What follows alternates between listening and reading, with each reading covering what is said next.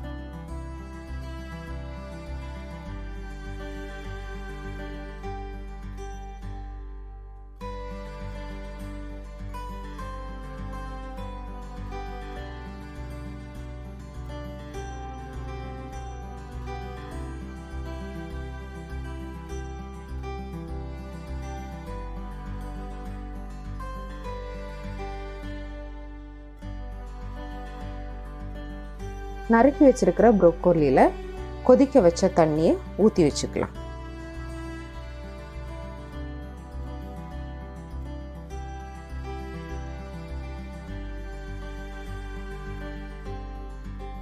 Broccoli egg fry செய்ய ஆரம்பிக்கலாம். அடுப்பை பற்ற வச்சு 1 டேபிள் ஸ்பூன் எண்ணெய் சூடு பண்ணலாம். எண்ணெய் சூடாயிருச்சு, கடுகு சேர்த்துப்போம்.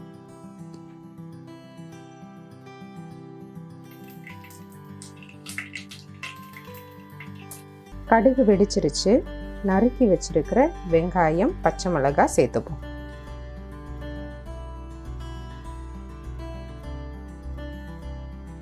வெங்காயம் வதங்கிருச்சு, ப்ரோக்கோலி தண்ணியை வடிச்சிட்டு சேர்த்துப்போம். இதோட 1/4 டீஸ்பூன் மஞ்சள் தூள், 1/4 டீஸ்பூன் உப்பு, அரை டீஸ்பூன் ஜீரகத்தூள் சேர்த்து வேக விடலாம்.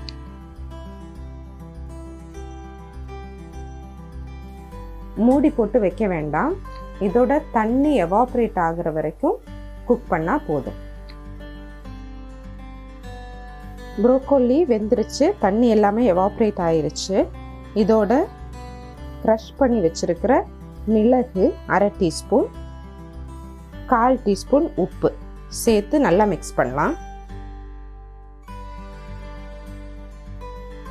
முட்டை 1/1 சேர்த்து ப்ரோக்கோலி முட்டையில் நல்லா கோட் ஆகிற வரைக்கும் குக் பண்ணலாம்.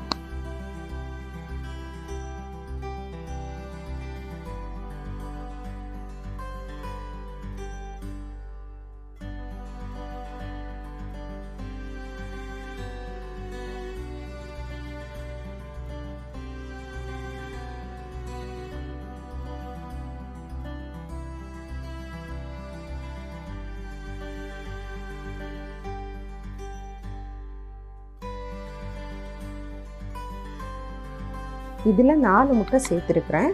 உங்கள் விருப்பத்துக்கு ஏற்ற மாதிரி முட்டையை இன்க்ரீஸ் பண்ணவும் செய்யலாம், இல்லை கம்மியாகவும் சேர்த்துக்கலாம். ப்ரோக்கோலியும் முட்டையும் நல்லா குக் ஆயிருச்சு.